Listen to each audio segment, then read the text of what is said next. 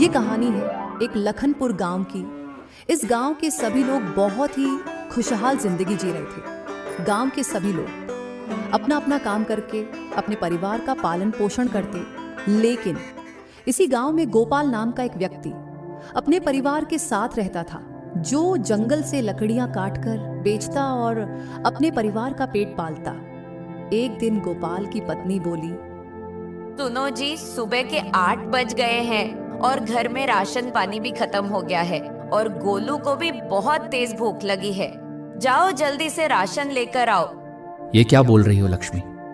पिछले हफ्ते ही तो राशन लेकर आया था और इतनी जल्दी खत्म भी हो गई। कहीं तुम झूठ तो नहीं बोल रही हो? क्या जी, मैं झूठ बोल रही हूँ? अगर आपको झूठ लग रहा है तो खुद ही आके देख लो, पता चल जाएगा। अरे नहीं नहीं लक्ष्मी, मैं तो सिर्फ मजाक कर रहा था। तुम्हारी बातों को भला मैं कैसे झूठ मान सकता हूँ। चलो ठीक है, मैं राशन के लिए जा रहा हूँ। ठंड का मौसम है। अपना और गोलू का ख्याल रखना। मैं जल्द ही राशन लेकर आता हूँ। ऐसा बोलकर गोपाल राशन के लिए जाने लगता है।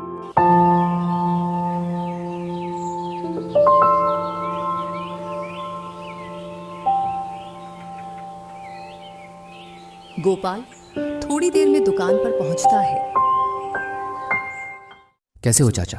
सब ठीक है बेटा, अपना बताओ कैसे हो? क्या बताऊं चाचा, ठंड का मौसम भी आ गया है और उधर मेरे घर में राशन भी खत्म हो गया है, इसलिए राशन के लिए आया हूं। कुछ राशन ओशन दे दो।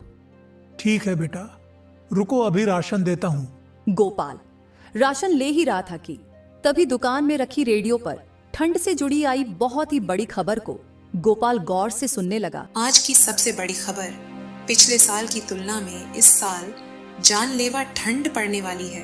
इसलिए गांव के सभी लोगों को चेतावनी दी जा रही है कि आप लोग घर से बाहर ना निकले और घर के अंदर ही आग जलाकर हाथ पैर सेकते रहे, क्योंकि इस बेरहम जानलेवा ठंड में शरीर भी जम सकता है। इसलिए आप लोग आने वाली इस जानलेवा ठंड में अपना और अपने परिवार का ध्यान रखिए। आज के समाचार में बस इतना ही। धन्यवाद। गोपाल यह खबर सुन के सहम सा गया और मन ही मन सोचकर चाचा से बोलता है, ये क्या चाचा, ठंड के बारे में तो बहुत ही बुरी खबर आ रही है। इस साल की ठंड में तो घर से बाहर निकलना भी मुश्किल हो जाएगा। अगर कड़ाके की ठंड पड़ने लगी तो हमारे जैसे गरीब लोगों का क्या होगा? हाँ बेटा, इसके पिछले साल तो इतनी कम ठंड ने मेरी माँ की जान ले ली थी। पता नहीं इस साल की आने वाली कड़कड़ाती ठंड कितने लोगों की जान लेगी। गोपाल इन चाचा की बात को सुनकर पूरी तरह सहम गया और वहां से चुपचाप अपना राशन लेकर चल दिया।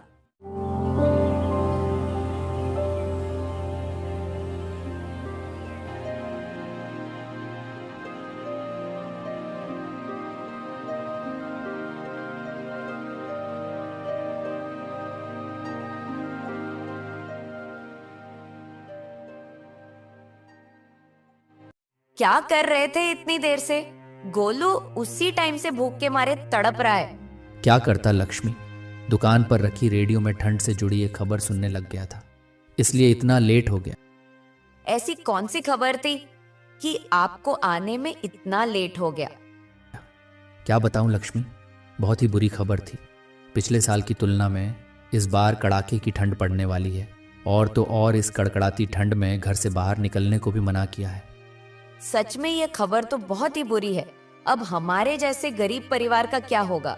एक काम करो जी, अभी जाके ढेर सारी सूखी लकड़ियां काट के ले आओ, जिससे हम कुछ दिन तक लकड़ियां बेचकर अपना पेट भर सकेंगे। नहीं तो क्या पता कब कड़ाके की ठंड पड़ने लगे और बाद में सूखी लकड़ियां भी ना मिले। तुम्हारी बात तो बिल्कुल सही है।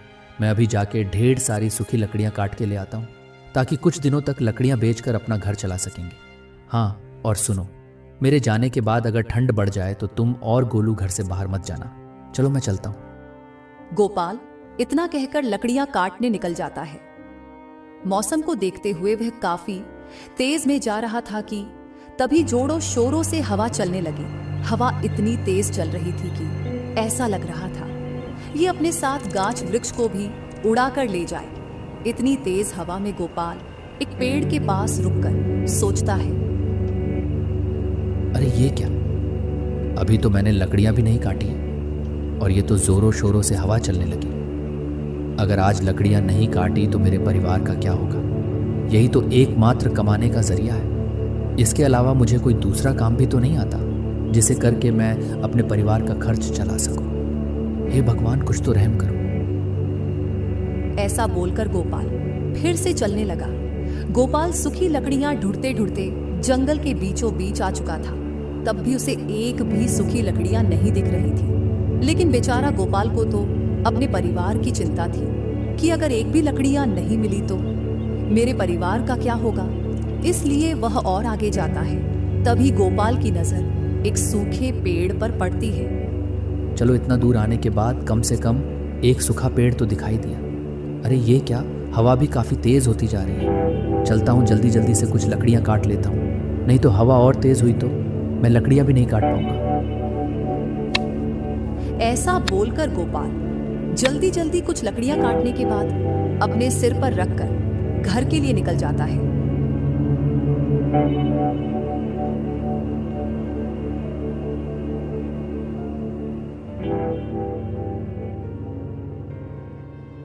गोपाल गांव में पहुंचने के बाद देखा तो गांव के सभी लोग इस आंधी तूफान से परेशान होकर अपने अपने घर की खिड़कियां और दरवाजे बंद करके चुपचाप अपने घर में चले गए थे। ऐसा लग रहा था कि गांव में कोई इंसान ही नहीं है। लेकिन जब गांव के अंदर जाने के बाद देखता है तो गांव के कुछ लोग आग जलाकर अपना अपना हाथ पैर सेक रहे थे और आपस में ही कुछ बातें भी कर रहे थे। गोपाल रुककर उनकी बातें सुनने लगता है। सुनने में आ रहा है इस साल की ठंड काफी खतरनाक पड़ने वाली है। हाँ भाई, तुम सही सुने हो। इस साल काफी कड़ाके की ठंड पड़ने वाली है। इसके पिछले साल की ठंड ने तो मेरे फूफा के लड़के की जान ले ली थी। देखो इस साल की ठंड कितने लोगों की जान लेती है। आने वाली इस कड़कड़ाती ठंड में हमें बहुत ही संभल कर रहना पड़ेगा, नहीं तो क्या पता मदन के फूफा के लड़के की तरह ये बेरहम ठंड हमारी भी जान ले ले। क्यों मदन, मैं सही बोल रहा हूं ना? गोपाल यह सब सुनकर और भी डर जाता है और वह अपने घर की तरफ जाने लगता है।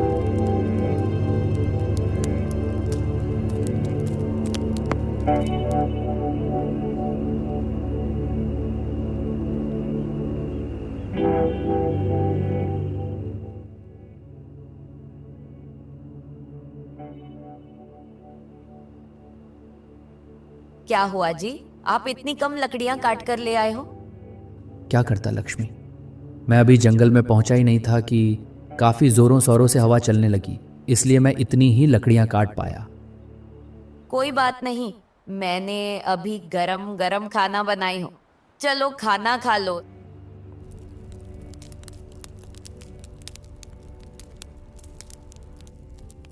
गोपाल, उसकी पत्नी और उसका बेटा खाना खाकर सो जाते हैं।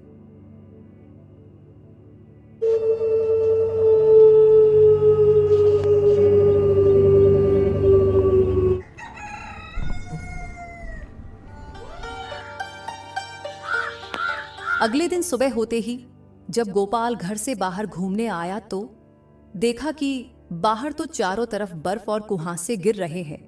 ऐसा मौसम देख गोपाल बोला, आखिर में आ ही गई ये कड़ाके की ठंड। चलो जल्दी घर चलता हूँ, नहीं तो ज्यादा देर बाहर घूमता रहा तो ओबियत खराब हो जाएगी।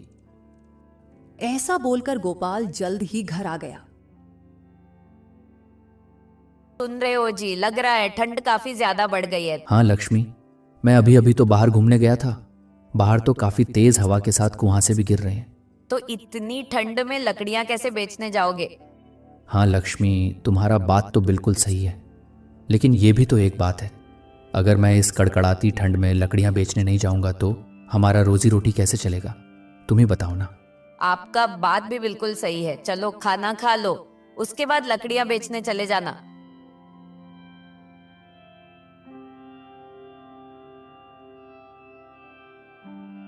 चलो खाना पीना तो हो गया, अब मैं चलता हूँ लकड़ियां बेचने। हाँ और सुनो, मेरे जाने के बाद अपना ध्यान रखना और गोलू को खेलने कूदने के लिए मत जाने देना, नहीं तो इस कड़कड़ाती ठंड में ओबियत खराब हो जाएगी। ऐसा कहकर गोपाल लकड़ियों की गठरी अपने सिर पर लेकर बेचने निकल जाता है। गोपाल के जाने के बाद इधर गोलू भी मम्मी से बिना बताए चुपके से खेलने निकल जाता है। उधर बेचारा गोपाल इस कड़कड़ाती ठंड में भी अपनी लकड़ियां बेच रहा था।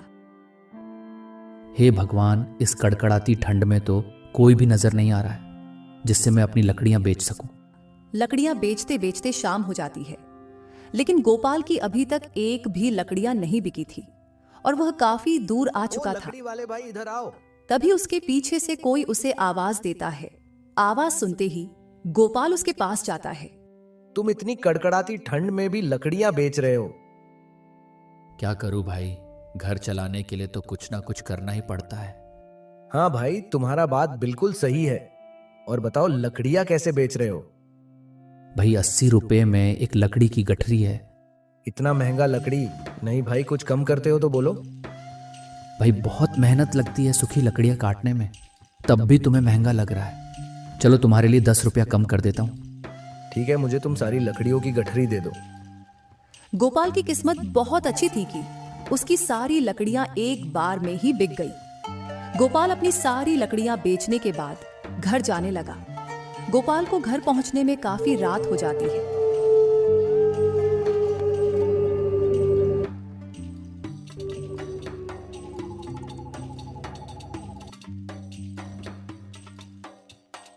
गोपाल घर के अंदर जाने के बाद देखता है कि उसका बेटा गोलू अपने मां की गोद में ठंड से कपकपा रहा है।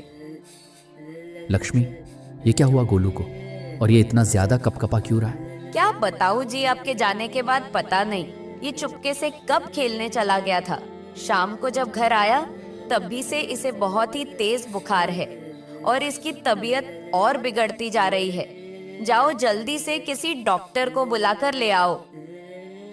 ठीक है, तुम गोलू का ध्यान रखो, मैं अभी किसी डॉक्टर को बुला कर लाता हूं।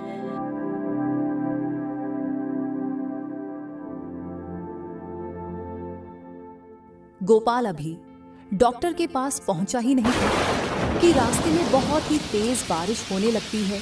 तब भी बेचारा गोपाल अपने बेटा गोलू को बचाने के लिए बारिश में भीगते भीगते जाने लगता है।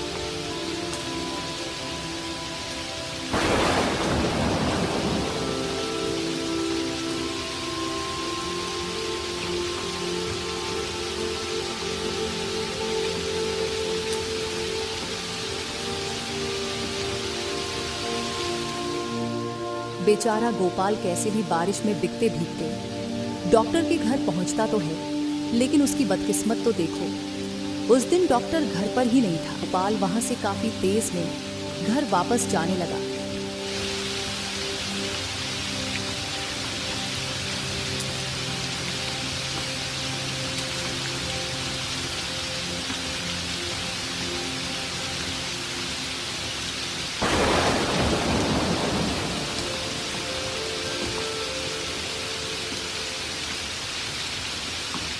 गोपाल घर पहुंचते ही देखता है कि गोलू की आंखें बंद हैं और लक्ष्मी जोर जोर से रो रही है। क्या हुआ लक्ष्मी, गोलू की आंखें क्यों बंद है और तुम रो क्यों रही हो? बेचारी लक्ष्मी रोते हुए बोली, ये बेरहम ठंड ने हमारे बेटे की जान ले ली। ये सुनते ही गोपाल भी वहां बैठकर रोने लगा। बेचारे दोनों अपने बेटे की शोक में एक साथ रोने लगे।